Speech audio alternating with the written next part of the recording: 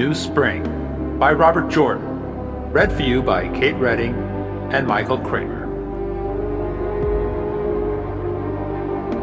Chapter 1. The Hook.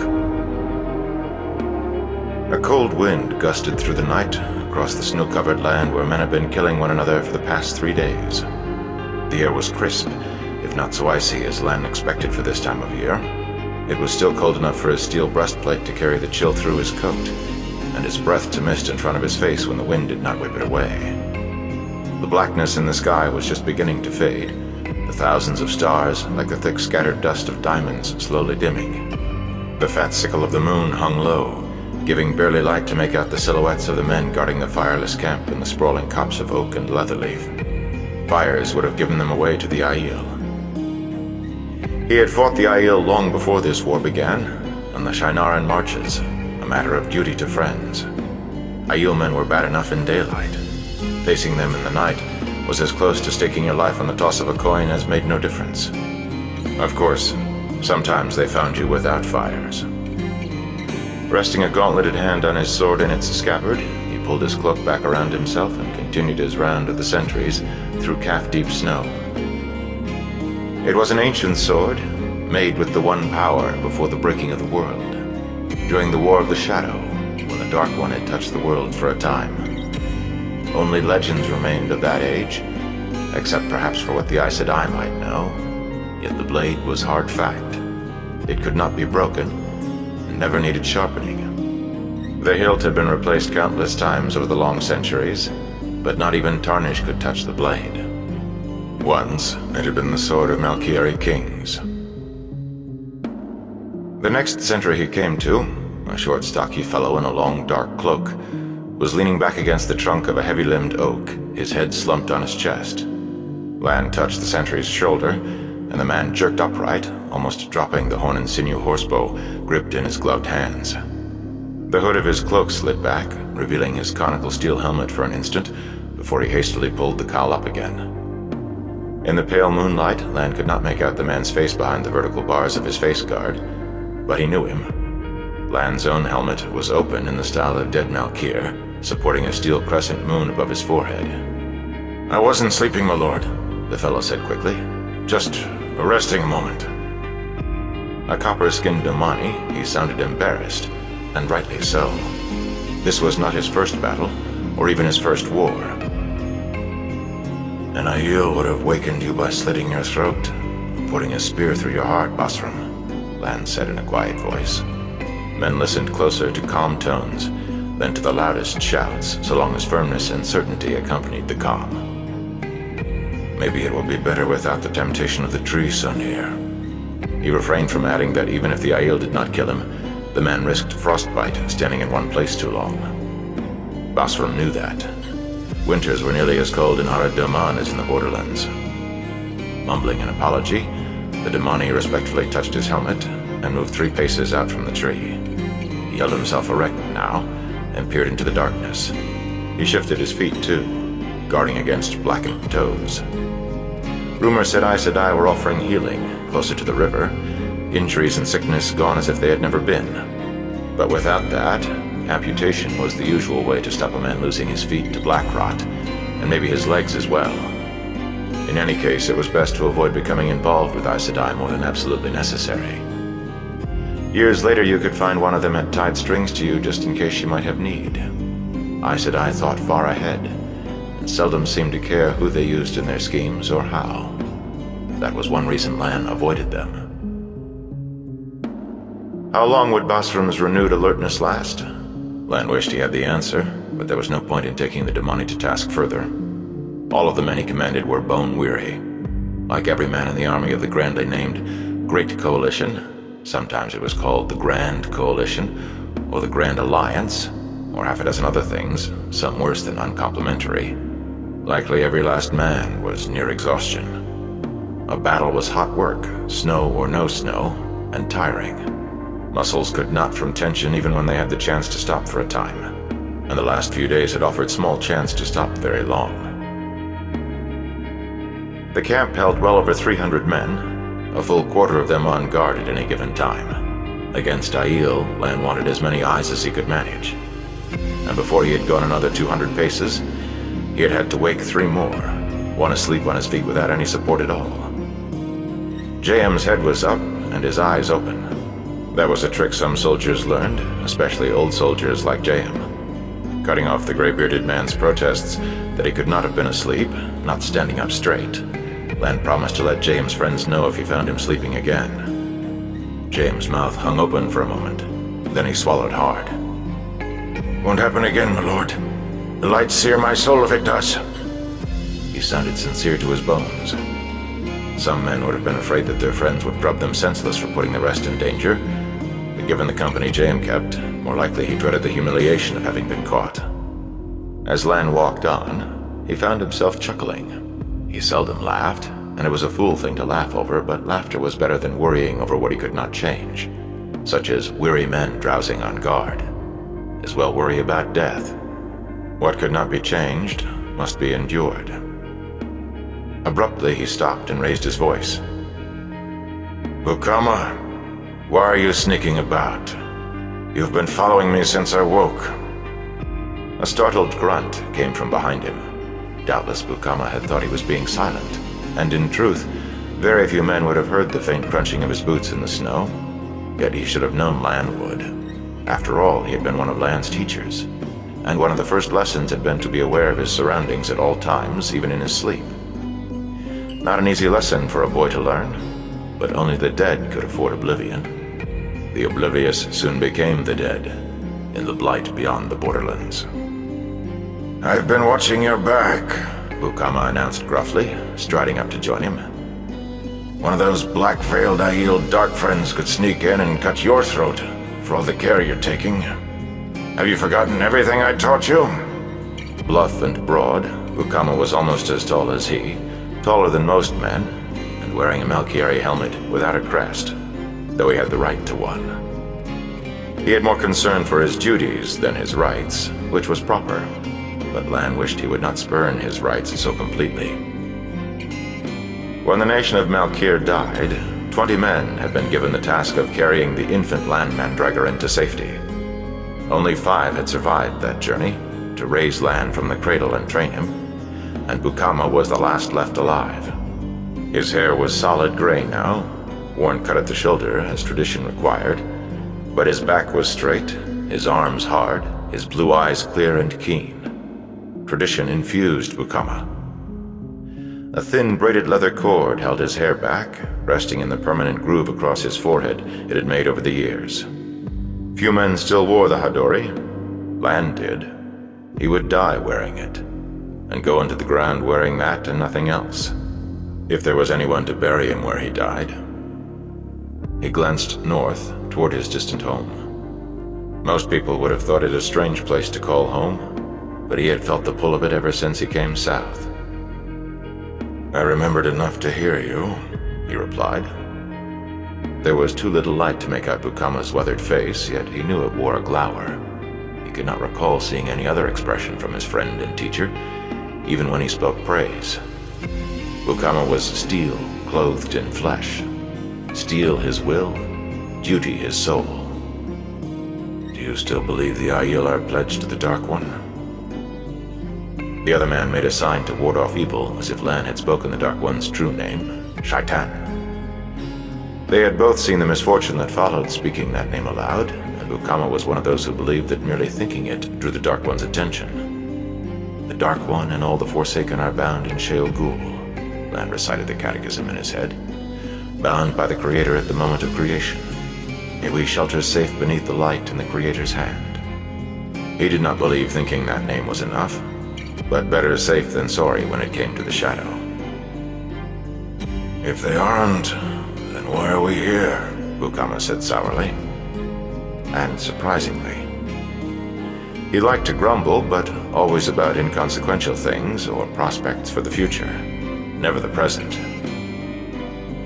"I gave my word to stay until the end," Lan replied mildly. Bukama scrubbed at his nose. His grunt might have been abashed this time. It was hard to be sure. Another of his lessons had been that a man's word must be as good as an oath sworn beneath the light, or it was no good at all. The Aiel had indeed seemed like a horde of dark friends when they suddenly spilled across the immense mountain range called the Spine of the World. They had burned the great city of Cairhien, ravaged the nation of Cairhien, and, in the 2 years since, had fought through Tyr and then Andor before reaching these killing fields outside the huge island city of Tarvalon.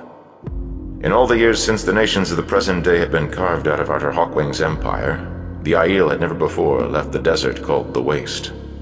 They might have invaded before that, no one could be sure, except maybe the Aes Sedai and Tarvalon, but as so often with the women of the White Tower, they were not saying.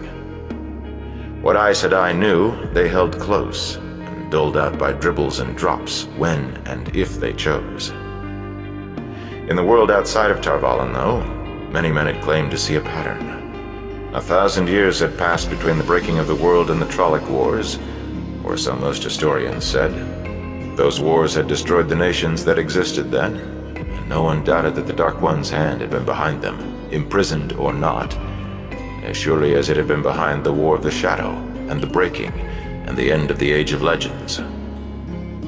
1,000 years from the Trolloc Wars until Hawkwing built an empire, and that too was destroyed after his death, in the War of the 100 Years. Some historians said they saw the Dark One's hand in that war too. And now, close enough to 1,000 years after Hawkwing's empire died, the Aiel came, burning and killing. It had to be a pattern. Surely the Dark One must have directed them. Lan would never have come south if he had not believed that. He no longer did, but he had given his word. He wriggled his toes in his turned-down boots. Whether or not it was as cold as he was used to, iciness burrowed into your feet if you stood too long in one place in snow. "Let's walk," he said. "I don't doubt I'll have to wake a dozen more men, if not 2. And make another round to wake others." Before they could take a step, however, a sound brought them up short and alert. The sound of a horse walking in the snow. Lan's hand drifted to his sword hilt, half-consciously easing the blade in its sheath. A faint rasp of steel on leather came from Bukama doing the same. Neither feared an attack. Aiel rode only at great need, and reluctantly even then. But a lone horseman at this hour had to be a messenger, and messengers rarely brought good news these days, especially not in the night. Horse and rider materialized out of the darkness following a lean man afoot, one of the sentries by the horsebow he carried. The horse had the arched neck of good Tyran bloodstock, and the rider was plainly from Tyr as well. For one thing, the scent of roses came ahead of him on the wind, from the oils glistening on his pointed beard, and only Tyrans were fool enough to wear scent, as if the Aiel had no noses. Besides, no one else wore those helmets, with a high ridge across the top and a rim that cast the man's narrow face in shadow. A single short white plume on the helmet marked him an officer, an odd choice for a messenger, albeit an officer of low rank. He huddled in his high-cantled saddle and held his dark cloak tightly around him. He seemed to be shivering. Tyr lay far to the south. On the coast of Tyr, it never snowed so much as a single flake. Lan had never quite believed that, whatever he had read, until he had seen it for himself. "Here he is, my lord," the sentry said in a hoarse voice. A grizzled Saldean named Rakim. He had received that voice a year back, along with a ragged scar that he liked to show off when drinking, from an Aiel arrow in the throat. Rakim considered himself lucky to be alive, and he was. Unfortunately, he also believed that having cheated death once, he would continue to do so. He took chances, and even when not drinking, he boasted about his luck, a fool thing to do. There was no point to taunting fate. "Lord Mandragoran." The rider drew rein in front of Lan and Bukama. Remaining in his saddle, he eyed them uncertainly, no doubt because their armor was unadorned, their coats and cloaks plain wool and somewhat worn. A little embroidery was a fine thing, but some southern men decked themselves out like tapestries. Likely under his cloak, the Tyran wore a gilded breastplate and a silk satin coat striped in his house colors. His high boots were certainly embroidered in scrollwork that shone in the moonlight with the glitter of silver. In any case, the man went on with barely a pause for breath. "The light burned my soul. I was sure you were the closest. but I was beginning to think I'd never find you. Lord Morris is following about 500 or 600 Aiel with 600 of his armsmen. He shook his head slightly. Odd thing is, they're heading east, away from the river. At any rate, the snow slows them as much as it does us. And Lord Morris thinks if you can place an anvil on that ridgeline they call the Hook, he can take them from behind with a hammer. Lord Morris doubts they can reach it before first light. Lan's mouth tightened. Some of these Southlanders had peculiar notions of polite behavior. Not dismounting before he spoke, not naming himself. As a guest, he should have named himself first. Now Lan could not withhold sounding boastful. The fellow had failed to even offer his lord's compliments or good wishes, and he seemed to think that they did not know that east would be away from the river Aranin. Perhaps that was just carelessness in speech, but the rest was rudeness. Bukama had not moved, yet Lan laid a hand on his sword arm anyway. His oldest friend could be touchy. The Hook lay a good league from the camp, and the night was failing, but he nodded. Inform Lord Imaris that I will be there by first light, he told the horseman.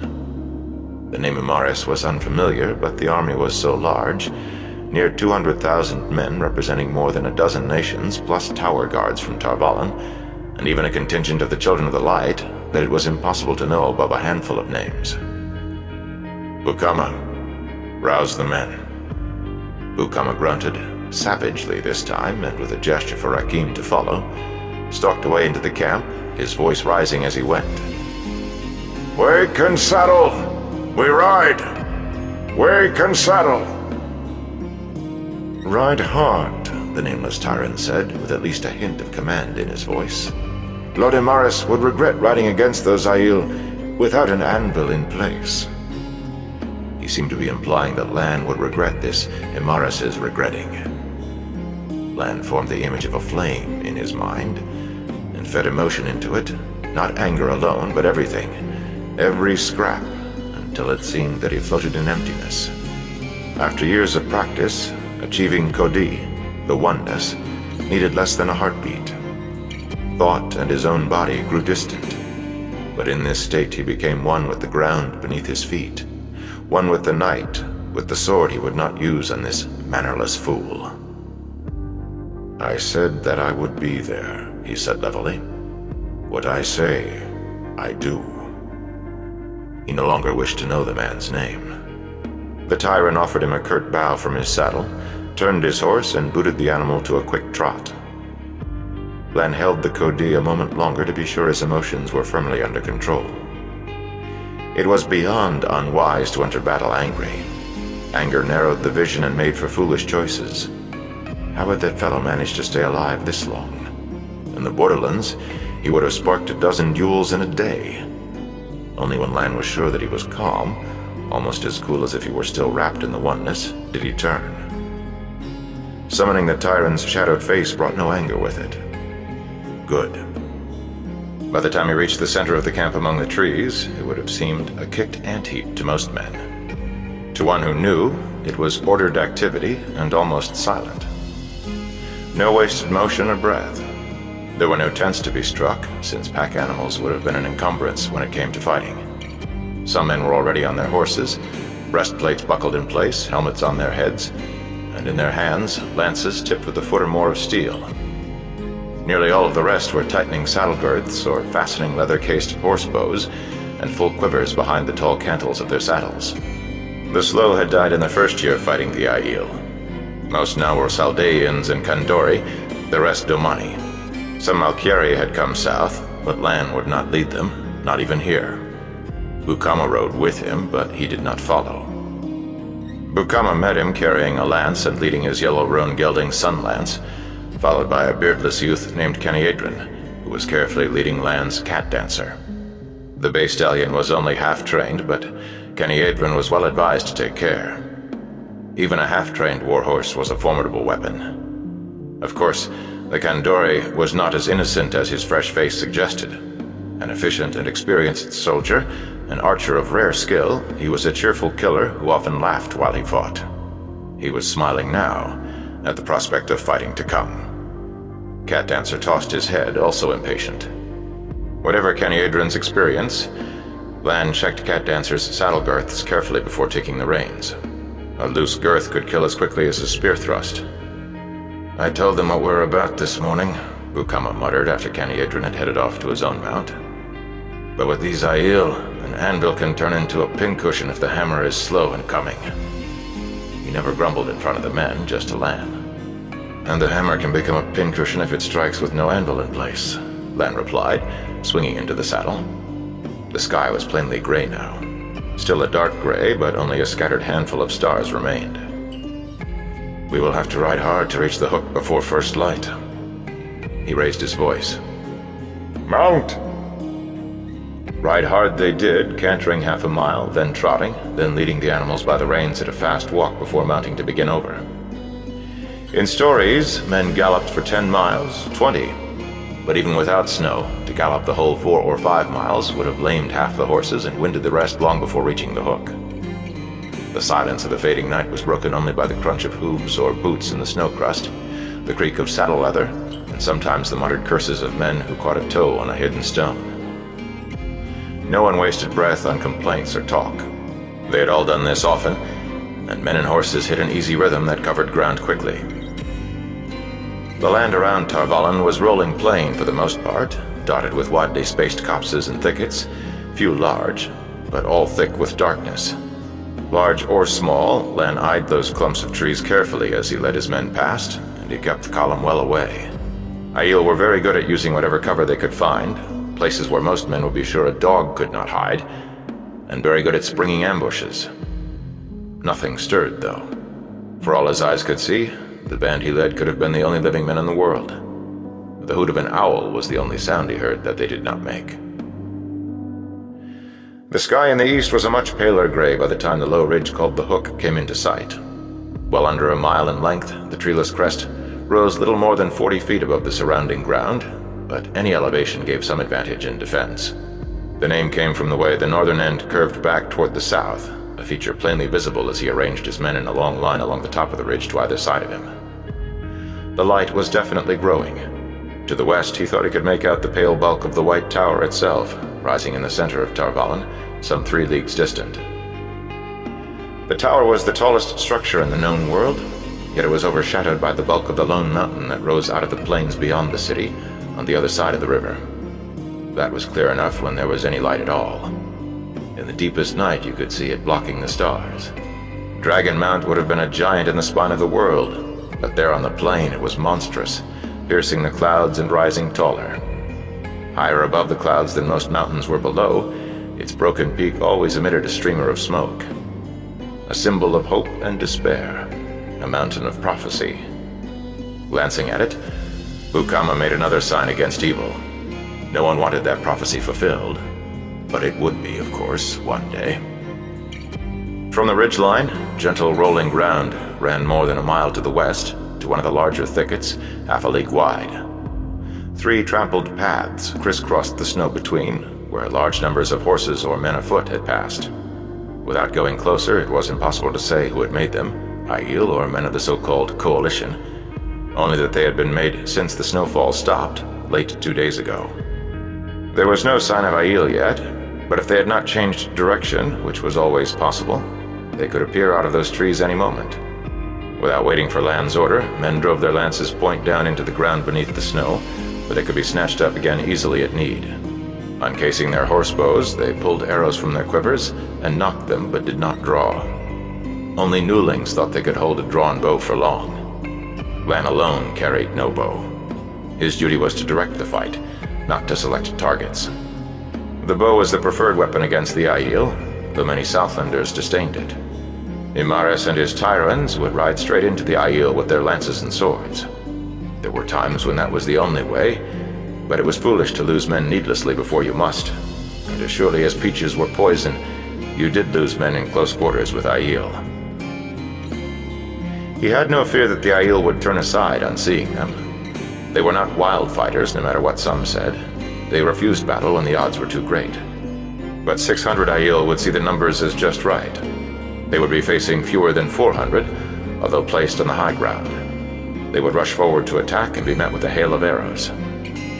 A good horsebow could kill a man at 300 paces and wound at 4, if the man drawing it had the skill. That was a long corridor of steel for the Aiel to run. Unfortunately, they carried bows made of horn and sinew too, just as effective as the horsebows.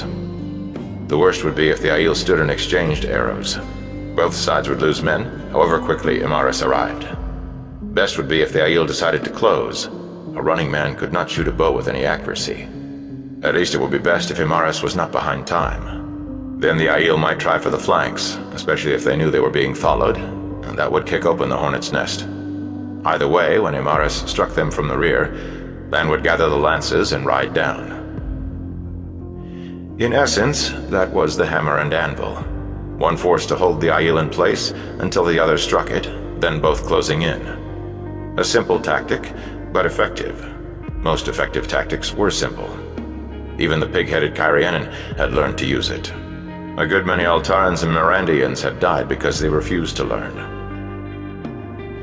Grayness welled into light. The sun would be peeking over the horizon behind them soon, silhouetting them on the ridge.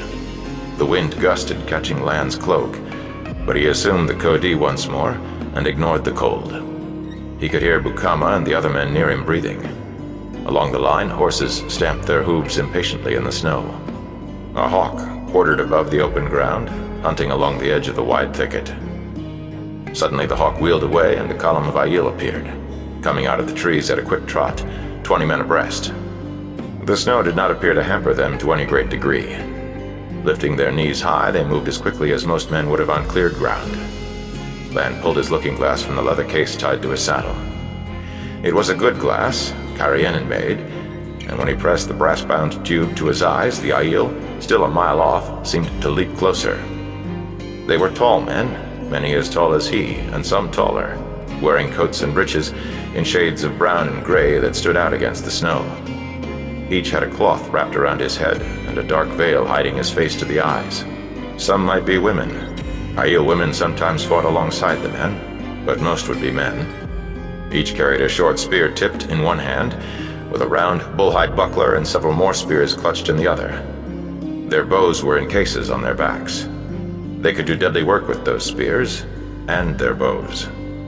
The Aiel would have had to be blind to miss the horsemen waiting on them, but they came on without a pause, their column a thick serpent sliding out of the trees toward the ridge. Far to the west a trumpet sounded, thin with distance, and then another. To be that faint, they had to be near to the river, or even on the other side. The Aiel kept coming. A third trumpet called, far off, and a fourth, a fifth, more. Among the Aiel, heads swung, looking back. Was it the trumpets drew their attention, or did they know Imaris was following? The Aiel continued to issue from the trees. Someone had miscounted badly, or else more Aiel had joined the first party. Over 1,000 were clear of the trees now, and still more came. 1,500, and more behind. He slid the looking glass back into its case. "Embrace death," Bukama muttered, sounding like cold steel, and Lan heard other borderlanders echo the words. He merely thought them. It was enough. Death came for every man eventually, and seldom where or when he expected.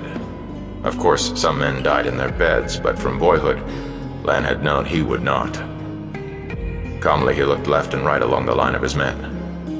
The Saldeans and Kandori were standing firm, of course, but he was pleased to see that none of the Domani showed any signs of edginess either. No one looked over his shoulder for a path to run. Not that he expected any less after 2 years fighting alongside them, but he always had more trust of men from the borderlands than elsewhere. Bordermen knew that sometimes hard choices had to be made. It was in their bones. The last of the Aiel cleared the trees, easily 2,000 of them, a number that changed everything and nothing. 2,000 Aiel were enough to overrun his men and still deal with Imaris, unless the Dark One's own luck was with them. The thought of withdrawing never arose. If Imaris struck without the anvil in place, the Tyrans would be slaughtered. But if he could hold until Imaris arrived, then both hammer and anvil might be able to draw clear. Besides, he had given his word. Still, he did not mean to die here to no purpose, nor to have his men die to none. If Imaris failed to arrive by the time the Aiel came inside 200 paces, he would wheel his company off the ridge and try to ride around the Aiel to join the Tyrant. Sliding his sword from its scabbard, he held it loosely at his side. It was just a sword now, with nothing about it to catch the eye or set it out. It would never again be anything except a sword, but it held his past and his future. The trumpets to the west were sounding almost continuously. Abruptly, one of the Aiel in the front of the column raised his spear overhead, holding it up for the length of 3 strides. When he brought it down, the column came to a halt. A good 500 paces separated them from the ridgeline, well beyond bowshot. Why under the light? As soon as they were halted, the rear half of the column turned to face the way they had come. Were they simply being cautious? Safer to assume they knew about Imaris. Drawing out his looking glass again, left-handed, he studied the Aiel. Men in the front rank were shading their eyes with their spear hands, studying the horsemen on the ridge. It made no sense. At best, they would be able to make out dark shapes against the sunrise, perhaps the crest on a helmet. No more than that. The Aielmen seemed to be talking to each other. One of the men in the lead suddenly raised his hand overhead, holding a spear, and others did the same. Lan lowered his looking glass. All of the Aiel were facing forward now, and every one held a spear raised high. He had never seen anything like this before. As one, the spears came down, and the Aiel shouted a single word that boomed clearly across the space between, drowning the trumpet's distant calls. "On a line!" Lan exchanged wondering glances with Bukama. That was the old tongue, the language that had been spoken in the Age of Legends, and in the centuries before the Trolloc Wars. The best translation Lan could come up with was "one man alone." But what did it mean? Why would the Aiel shout such a thing? "They're moving," Bukama muttered. And the Aiel were. But not toward the ridge. Turning northward, the column of veiled Aiel quickly reached a trot again, and, once the head of it was well beyond the end of the ridge, began to angle eastward once more. Madness piled on madness. This was no flanking maneuver, not only on one side. "Maybe they're going back to the waste," Kenny Hadron called. He sounded disappointed. Other voices scoffed him loudly.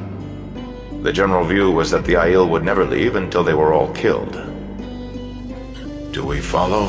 Bukama asked quietly. After a moment, Lan shook his head. "We will find Lord Imaris and talk, politely, concerning hammers and anvils," he said. He wanted to find out what all those trumpets were about, too. This day was beginning strangely, and he had the feeling there would be more oddities before it was done. Chapter 2. A Wish Fulfilled. Despite a fire blazing on the green marble hearth, the Amerlin's sitting room was cold enough to make Moraine shiver, and only a tight jaw kept her teeth from chattering. Of course, it also stopped her from yawning, which never would have done, half a night's sleep or not. The colorful winter tapestries hanging on the walls, bright scenes of spring and garden parks, ought to have had a coating of frost, and icicles should have been hanging from the scroll-carved cornices. For one thing, the fireplace lay on the other side of the room from her, and its warmth did not extend far. For another, the tall glassed casements behind her, filling the arched windows that led onto the balcony overlooking the Amerlin's private garden, did not fit as well as they might, and they leaked cold around the edges. Whenever the wind gusted outside, an icy breeze hit her back and cut through her woolen dress. Another struck her closest friend as well, but for all that Swan was Tyran, she would not have let it show if she were freezing to death. The Sun Palace in Kyrian, where Moraine had done most of her growing up, had often been as cold in winter, yet there she had never been forced to stand in drafts. The chill seeped from the marble floor tiles through the flowered Ilianer carpet, and Moraine's slippers too. The golden great serpent ring on her left hand, the snake biting its own tail that symbolized eternity and continuity and an initiate's bond to the tower, felt like a band of ice. When the Amerlin told an Accepted to stand over there and not bother her, however, the Accepted stood where the Amerlin pointed, and tried not to let her notice any shivers. Worse than the cold, really, was the heavy smell of acrid smoke that even the heavy drafts could not dispel. It was not the smoke of chimneys. but of burned villages around Tarvalon. Concentration on the cold kept her from fretting over the smoke and the battle. The sky outside the windows held the gray of early morning now. Soon the fighting would begin again, if it had not already. She wanted to know how the battle was going. She had a right to know. Her uncle had started this war. She certainly did not excuse the Aiel in the slightest for the destruction they had brought to Cairhien, city and nation, but she knew where the ultimate blame lay. Since the Aiel arrived, though, except it had been confined to the tower grounds as strictly as novices, the world outside the walls might as well have ceased to exist. Reports came at regular intervals from Azil Marid, High Captain of the Tower Guard, but the contents were not shared with anyone except full sisters, if with them. Questions about the fighting addressed to Aes Sedai earned admonitions to concentrate on your studies, as though the largest battle fought since Arthur Hawkwing's time, and practically under her nose, was a mere distraction. Moraine knew she could not be involved in any meaningful way, not in any way really, yet she wanted to be, if only by knowing what was happening. That might be illogical, but then she had never thought she was going to join the White Aja once she gained the shawl. The two silk-gowned women in shades of blue, seated on opposite sides of the small writing table on one side of the room, gave no sign that they were aware of the smoke or the cold, though they were almost as far from the fireplace as she. Of course, they were Aes Sedai, with ageless faces, and for the smoke, they had certainly seen the aftermath of more battles than any general. They could remain serenity made flesh if 1,000 villages burned right in front of them. No one became Aes Sedai without learning to control her emotions at need, inwardly and outwardly. Tamra and Kitara did not seem tired, though they had taken only catnap since the fighting began. That was why they had accepted in attendance all night, in case they wanted errands run or someone brought to them. As for the cold, neither cold nor heat touched sisters the way it did other people. They always appeared unaware of either. Moraine had tried to work out how that was done. Every accepted tried sooner or later. However it was worked, it did not involve the one power, or she would have been able to see the weaves, or at least feel them. Tamra was more than simply Aes Sedai. She was the Amyrlin seat, the ruler over all Aes Sedai.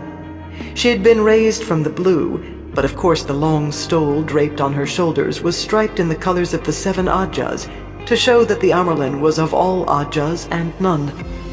Over the history of the tower, some Amyrlins had taken that more literally than others. Tamra's skirts were slashed with all 7 colors, though that was not required. No Aja could feel itself advantaged or disadvantaged with her.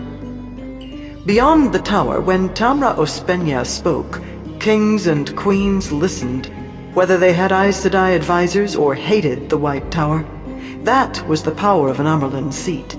They might not take her advice or obey her instructions, but they listened, and politely. Even the High Lords of Tyr and the Lord Captain Commander of the Children of the Light did that much. Her long hair, lightly streaked with gray and caught in a jeweled silver net, framed a square, determined face. She usually got her way with rulers, but she did not take her power lightly or use it indiscriminately, either outside the tower or inside. Tamra was fair and just, which were not always the same thing, and she was often kind. Moraine admired her greatly. The other woman, Tamra's keeper of the chronicles, was a different matter altogether.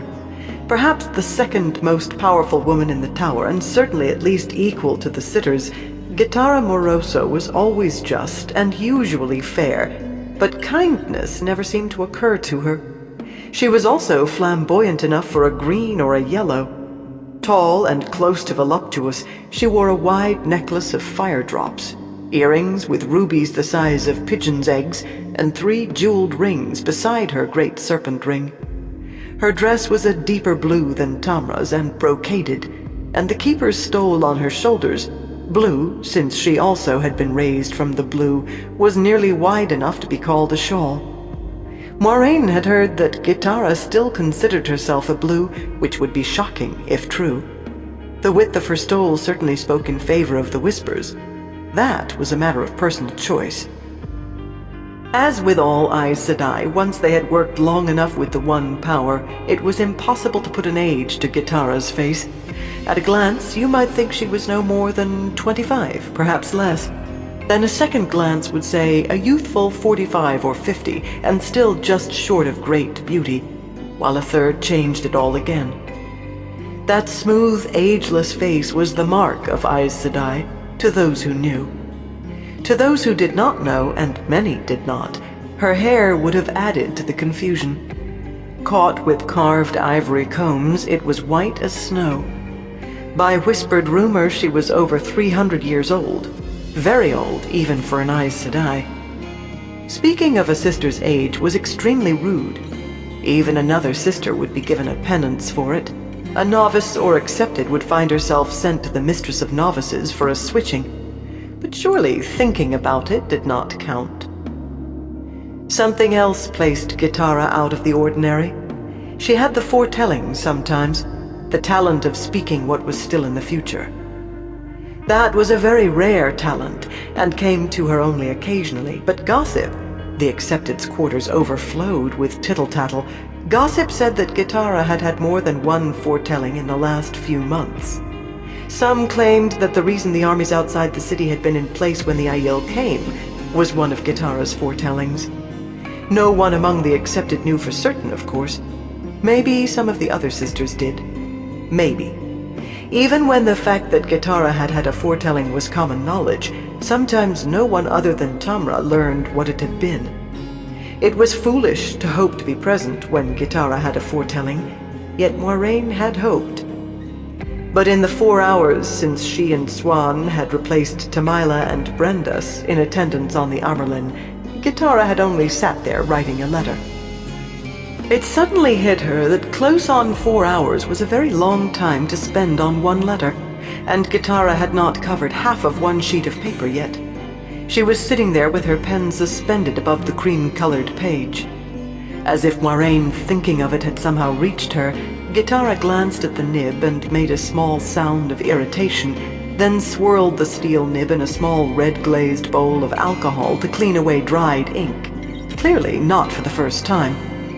The liquid in the bowl was as black as that in the silver-capped ink jar of cut glass on the table.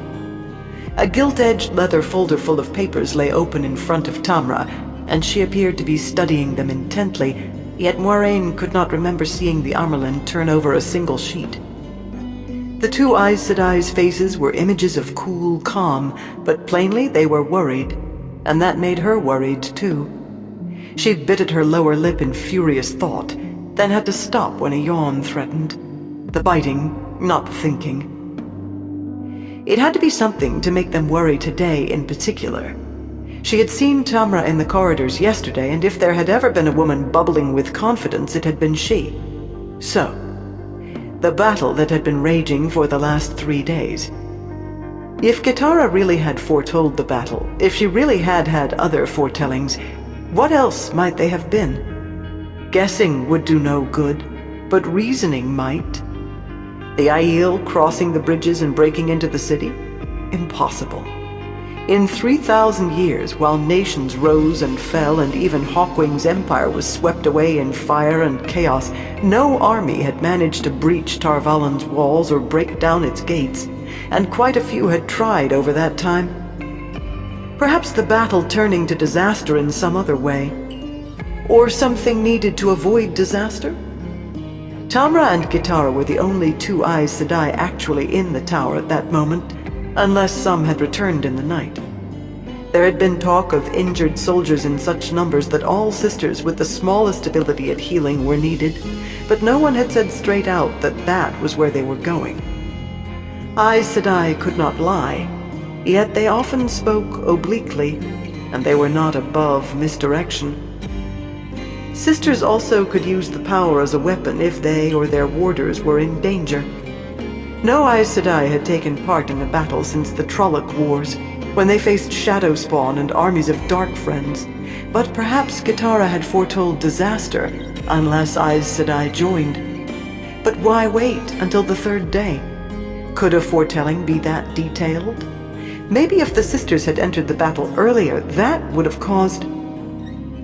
Out of the corner of her eye, Moraine saw Swan smiling at her. That smile turned Swan's face from handsome to pretty and made her clear blue eyes twinkle. Nearly a hand taller than Moraine had gotten over the irritation she had once felt at being shorter than nearly all the women around her, but she could never help noticing height. Taller and almost as fair-skinned as she, Swan wore her formal acceptance dress with an air of assurance that Moraine had never quite mastered. The high-necked dresses were the purest white except for the bands at hem and cuffs that copied the Amerlin's 7-colored stole. She could not understand how so many sisters of the White Aja could bear to wear white all the time, as if they were forever in mourning. For her, the hardest thing about being a novice had been dressing in plain white day after day. The hardest aside from learning to control her temper, anyway. That still dropped her in hot water now and then, but not so often as during her first year. "We'll find out when we find out," Swan whispered with a quick glance at Tamra and Kitara. Neither moved an inch. Kitara's pen was held over the letter again, the ink drying. Moraine could not help smiling back. Swan had that gift, making her smile when she wanted to frown and laugh when she wanted to weep. The smile turned into a yawn, and she looked hastily to see whether the Amerlin or the Keeper had noticed. They were still absorbed in their own thoughts. When she turned back, Swan had a hand over her own mouth and was glaring at her over it, which almost set her giggling. It had surprised her at first, she and Swan becoming friends. But among novices and accepted, the closest friends always seemed to be very much alike or very different. In some things, she and Swan were alike. They were both orphans. Their mothers had died while they were young, their fathers since they left home. And both had been born with the spark, which was uncommon. They would have begun channeling the power eventually, whether or not they had tried to learn how. Not every woman could learn, by any means. That was where the differences began, before they arrived in Tar Valon, and it was not just that Swan had been born poor and she wealthy. In Kyrian, Aes Sedai were respected, and Moraine had been given a grand dance in the Sun Palace to celebrate her departure for the Tower. In Tyr, channeling was outlawed, and Aes Sedai were not popular. Swan had been bundled onto a ship bound upriver for Tar Valon the very day a sister discovered she could learn to channel. There were so many differences, though none mattered between them. Among other things, Swan had come to the Tower in full control of her temper. She was quick with puzzles, which Moraine was not. She could not abide horses, which Moraine loved. And she learned at a rate that left Moraine dazed. Oh, not about channeling the one power. They had been entered in the novice book on the same day, and moved almost in lockstep with the power, even to passing for accepted on the same day. Moraine, though, had received the education expected of a noble woman, everything from history to the old tongue, which she spoke and read well enough that she'd been excused classes in it. The daughter of a Tyran fisherman, Swan arrived barely able to read or do more than the simplest arithmetic, but she had soaked her lessons in like sand soaking up water. She taught the old tongue to novices now, at least the beginning classes. Swan Sanche was held up to novices as an example of what they should aspire to. Well, both of them were. Only one other woman had ever finished novice training in just 3 years. Elida Aroyhan, a detestable woman, had completed her time as accepted in 3 years too, also a record, and it seemed at least possible that they might match that as well. Moraine was all too aware of her own shortcomings, but she thought that Swan would make a perfect Aes Sedai. She opened her mouth to whisper that patience was for stones, but wind rattled the casements and another blast of freezing air hit her. She might as well have been standing in her shift for all the protection her dress gave. Instead of whispering, she gasped, loudly. Tamra turned her head toward the windows, yet not because of Moraine. The sound of distant trumpets suddenly was floating on the wind, dozens of them, no, hundreds. To be heard here inside the tower, there would have to be hundreds. And the sound was continuous, call rolling over call. Whatever the cause, it must be urgent. The Amerlin closed the folder lying before her with a slap. "Go see if there's news from the battlefield, Moraine." Tamra spoke almost normally, but her voice held an unidentifiable edge, a sharpness. "Swan, make some tea. Quickly, child." Moraine blinked. The Amerlin was worried, but there was only one thing to do. "It will be as you say, Mother," she and Swan said together without hesitation, offering deep curtsies, and turned for the door to the anteroom beside the fireplace. The gold-chased silver teapot sat on a ropework tray on a table near that door, along with a tea canister, a honey jar, a small pitcher of milk, and a large pitcher of water, all in worked silver. A second tray held cups made of delicate green seafolk porcelain. Moraine felt a faint tingle as Swan opened herself to the source and embraced Saidar, the female half of the power. A glow surrounded her, though it would be visible only to another woman who could channel.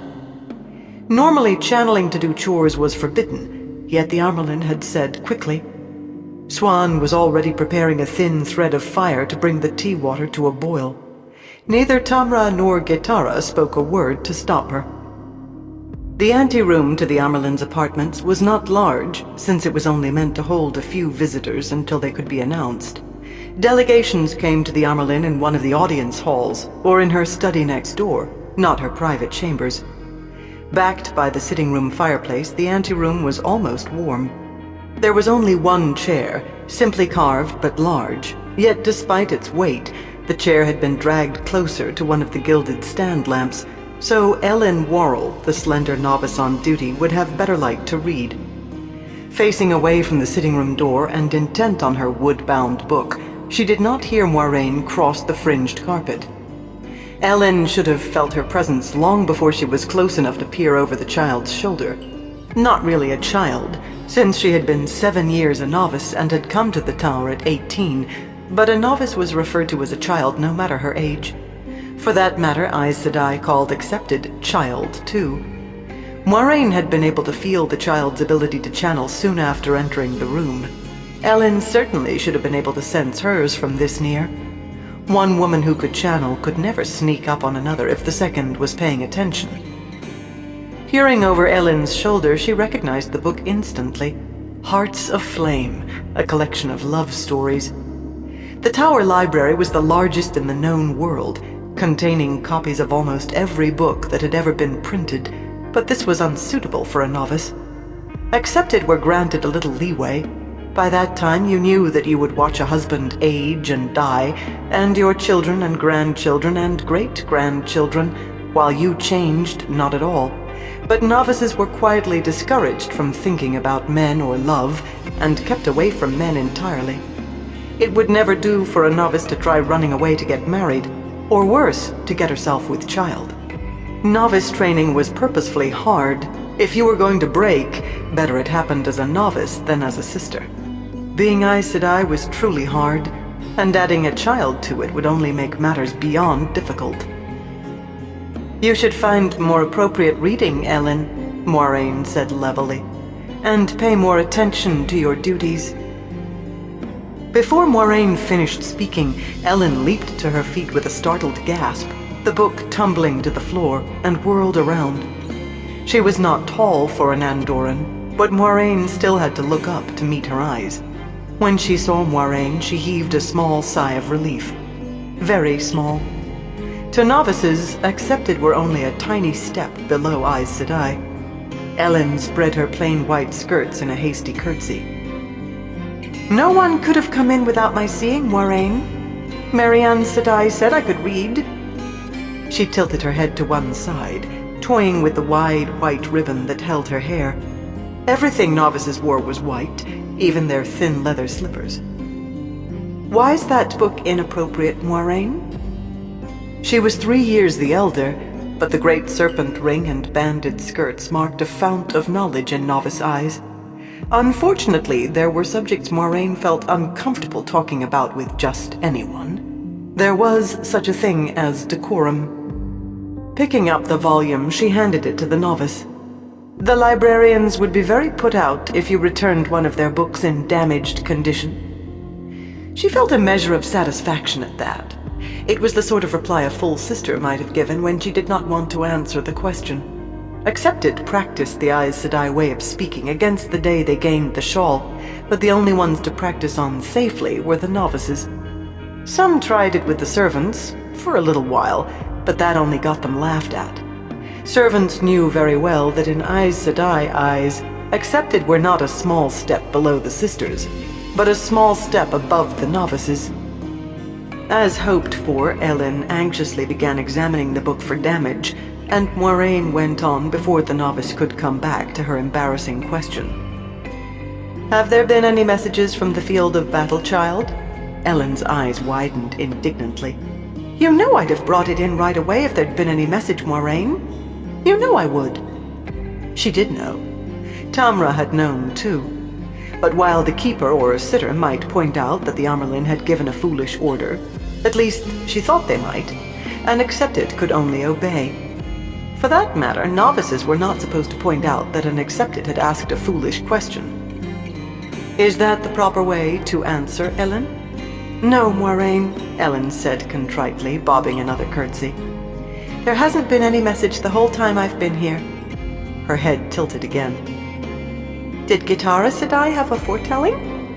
"Go back to your reading, child." As soon as the words were out of her mouth, Moraine knew they were wrong, contradicting what she had said before.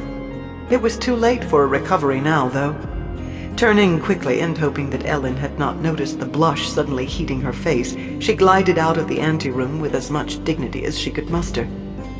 Well, the mistress of novices had told the child she could read, and the librarians had let her take the book, if one of the Accepted had not loaned it to her.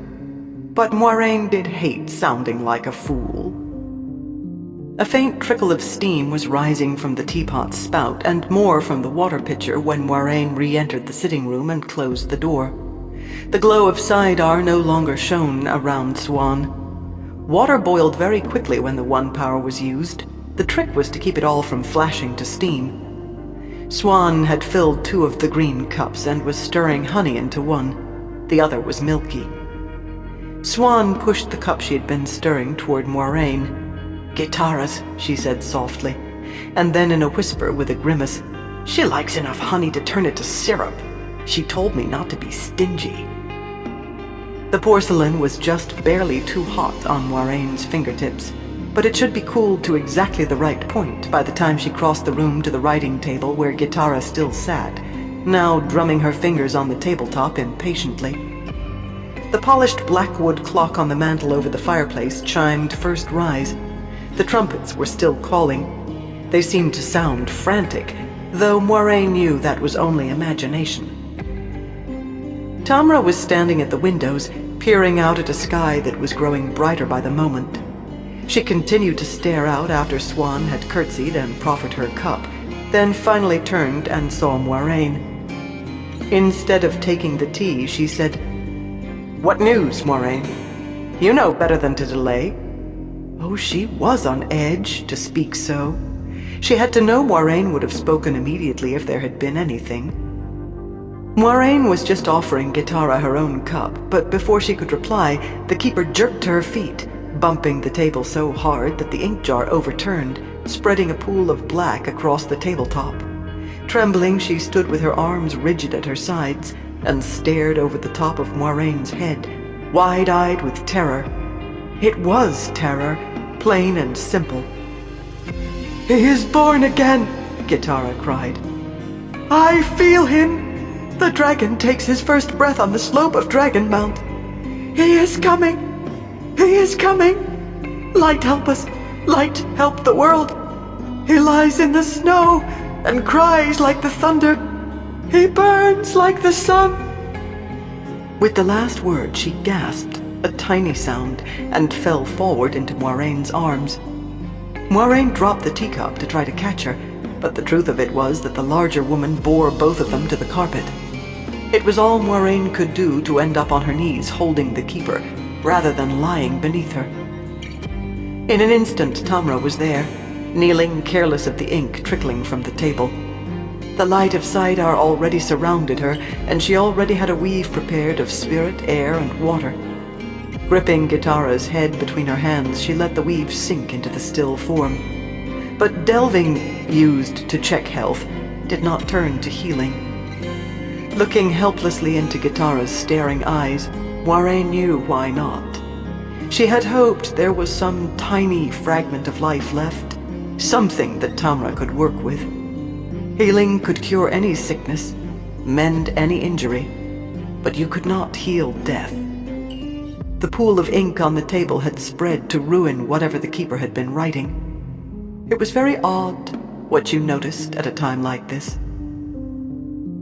"Not now, Kitara," Tamra breathed softly.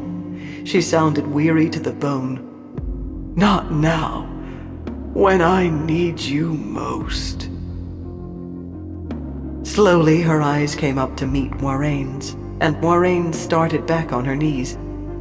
It was said Tamra's stare could make a stone move, and at that moment Moraine believed. The Amerlin shifted her gaze to Swan, still standing in front of the windows. Swan had both hands pressed to her mouth, and the teacup she had been carrying lay on the carpet at her feet. She gave a jerk under that gaze, too. Moraine's eye found the cup she had been carrying. A good thing the cups did not break, she thought. Seafolk porcelain is quite expensive.